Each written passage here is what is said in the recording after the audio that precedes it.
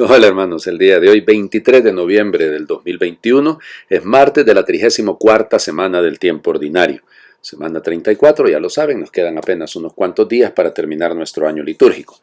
Hoy no tenemos memoria obligatoria, hoy es día de San Clemente I, San Clemente Romano, Papa, pues el cuarto Papa de la historia, Pedro, Lino, Cleto y Clemente. Es muy importante por su carta a los Corintios. Luego hay unas pseudo-clementinas por ahí que se le atribuyen a él, pero no son de él. Y esta carta a los Corintios que él escribió es muy importante para comprender la vida de la iglesia del siglo I. Además, él es testigo, pues fue discípulo de Pedro, conoció a Pablo, habla pues con propiedad. Pero quiero hablarles hoy de uno de esos sacerdotes santos, todavía no ha sido canonizado, pero que para mí es un modelo a seguir siempre. El beato Miguel Agustín Pro Juárez, ese es su segundo apellido, el apellido de su mamá. Él nace en Zacatecas en enero de 1891.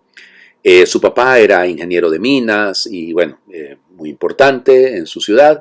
Él estudió realmente con tutores y eso le va a dificultar un poquitito el asunto porque no tenía una educación sólida. Para 1913 entra en el noviciado de los jesuitas. Desde muy pequeño era muy piadoso, era una persona que llamaba la atención precisamente por su temple, pero como les digo, le va a costar un poquitito lo de los estudios.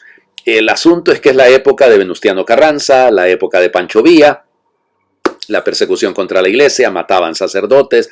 De hecho, Carranza le metió fuego a la biblioteca del noviciado donde estaba estudiando Agustín Pro, y bueno, entonces se tiene que trasladar, el maestro de novicios les dice, muévanse como puedan hasta llegar a California, allá hay un seminario jesuita y ahí vamos. Entonces él logró ahí escabullirse, llegó a California, es enviado a Europa a estudiar. Luego viene a Nicaragua, viene porque es el país vecino, ¿no? En 1920 como maestro estuvo ahí, regresa luego a Europa, en 1925 es ordenado sacerdote, y aquí viene el detalle. Pide regresar a México, en la época de Plutarco Calles. Imagínense ustedes, no sé, la época cristera, ¿no? Esos 3 años de 1926 a 1929 fueron los peores, o sea, la cantidad de mártires, y él será uno de esos mártires. Resulta ser que no le costó entrar a México, o sea, hasta ahí estuvo fácil. Se quedó en casa de sus papás en Ciudad de México, y sus hermanos, de hecho, eran los que Humberto, de hecho, va a morir mártir con él, pero pues ellos eran los que le ayudaban para distribuir un poco también la información de la Liga Católica, porque eso es la guerra cristera, ¿no? Él se movía por todas partes clandestinamente para celebrar la Santa Misa, a escondidas, porque estaba prohibido, estaba prescrito. Un sacerdote era un enemigo del Estado, había que matarlo. Nada nuevo bajo el sol, ¿verdad? Siempre nos pasa eso. En fin, y entonces, bueno, se van dando todas estas cosas. Finalmente resulta ser que hay un atentado en contra del presidente y acusaron a los hermanos a los hermanos Pro. Miren, eso es un invento completamente. Eso resulta ser que ellos le habían vendido, uno de ellos le había vendido un carro al que luego lo va a utilizar para el atentado. De hecho fue contra el presidente, contra el general Álvaro Obregón, el atentado, no contra Plutarco Calles. Y entonces, ¿cómo se llama? Pues los acusan a ellos. Cuando son apresados, el que había sido el responsable se llamaba Luis Segura. Él se presenta y dice, no, por favor, saquen al padre Pro. No, él no es culpable, soy yo el que hizo el atentado. Pero sencillamente Plutarco Elías Calles no le importaba eso. Dicen que hizo girar una invitación a todos sus amigos para que el 22 de noviembre de 1927, para que viniesen el día siguiente a contemplar un gran acontecimiento. Quería utilizar al padre Pro, que era muy famoso, pues, entre la gente, y pues lo ajusticiaron.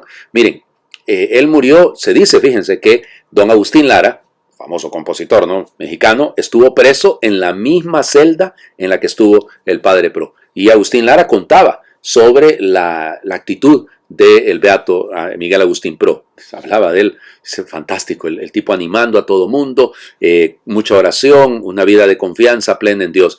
De hecho, va a pedir, en el momento en el que le van a fusilar, se queda con el rosario en la mano, extiende los brazos en forma de una cruz, y antes de morir no pidió que le quitaran la venda, que no él quería ver, y murió gritando: ¡Viva Cristo Rey!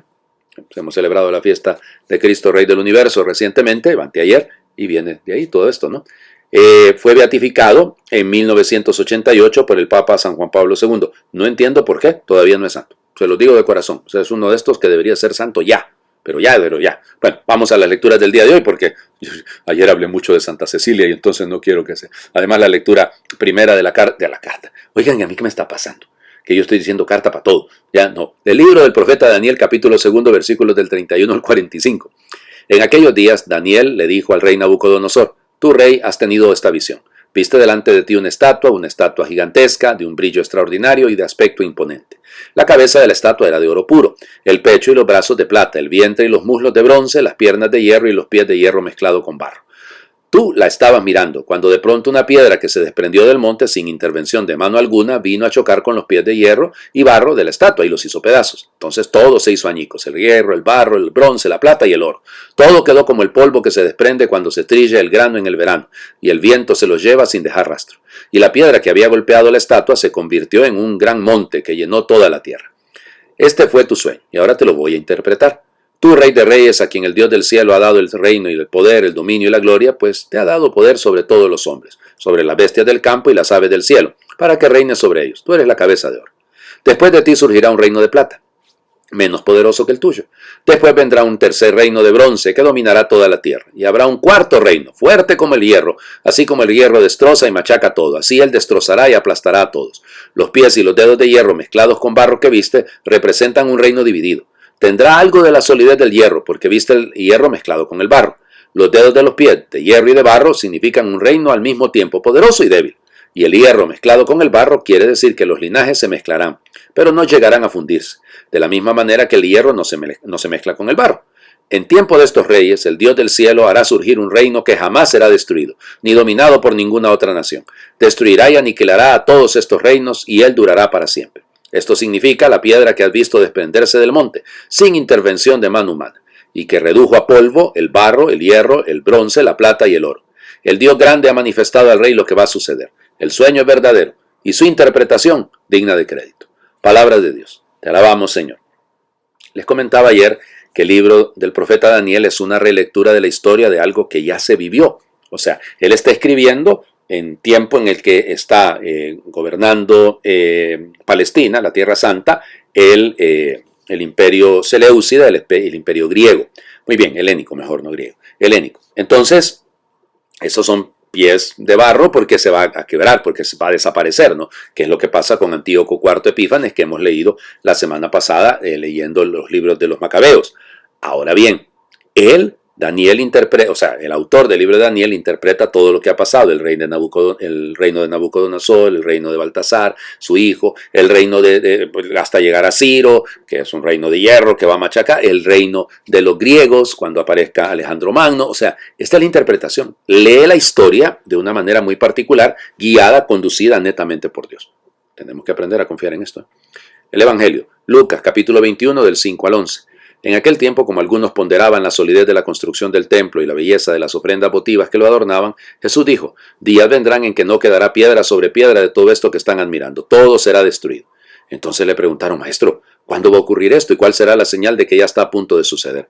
Él les respondió: cuídense de que nadie los engañe, porque muchos vendrán usurpando mi nombre y dirán: yo soy el Mesías, el tiempo ha llegado. Pero no les hagan caso. Cuando oigan hablar de guerras y revoluciones, que no los domine el pánico, porque eso tiene que acontecer, pero todavía no es el fin. Luego les dijo: se levantará una nación contra otra y un reino contra otro. En diferentes lugares habrá grandes terremotos, epidemias y hambre, y aparecerán en el cielo señales prodigiosas y terribles. Palabra del Señor. Gloria a ti, Señor Jesús. Otra relectura de la historia. Ay, sí, Padre, mire la pandemia, los terremotos, las guerras. Sí ha habido siempre. Siempre ha habido en la historia de la humanidad. O sea, por eso el fin no estará cerca. No nos dejemos llevar por esto. O sea, no caigamos en el miedo y en el pánico. Vivamos cada día. Vivamos cada día con esperanza. Vivamos cada día conscientes de que el Rey de Reyes y Señor de Señores va a vencer sobre todo esto. Por eso, nada así, las cosas son pasajeras. ¿Se destruyó el templo de Jerusalén? Sí. ¿Se va a destruir tanta otra cosa? Sí. Pero el Señor es permanente, el Señor es eterno, y nosotros tenemos que poner nuestra confianza en Él, no en las cosas pasajeras y caducas. Hay que vivir de tal manera que el momento que el Señor nos llame a su presencia, podamos llegar, así como Agustín Pro con el rosario en la mano, con la certeza de que Cristo es Rey, y lo que nos pida Dios hacer, que sea para su honra y su gloria. Les invito a hacer oración.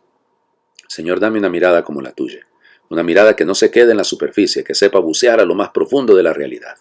Señor, convencerme de que solo permanece lo que se construye sobre el cimiento sólido del amor y la verdad, aunque parezca pequeño y débil. Ayúdame a darme cuenta de que no quedará piedra sobre piedra de todo lo que se levanta sobre la mentira y el egoísmo, por grande y bello que parezca. Señor, orienta y dirige mi trabajo y mi vida, para que no pierda el tiempo y la fuerza con lo que no tiene fundamento y desaparece, para que todas mis obras broten de ti como de su fuente y tiendan siempre a ti como a su fin. Amén. El Señor esté con ustedes y les bendiga a Dios por intercesión del beato Miguel Agustín Pro, el que es Padre, Hijo y Espíritu Santo, y su bendición descienda y les acompañe siempre. Feliz martes para todos.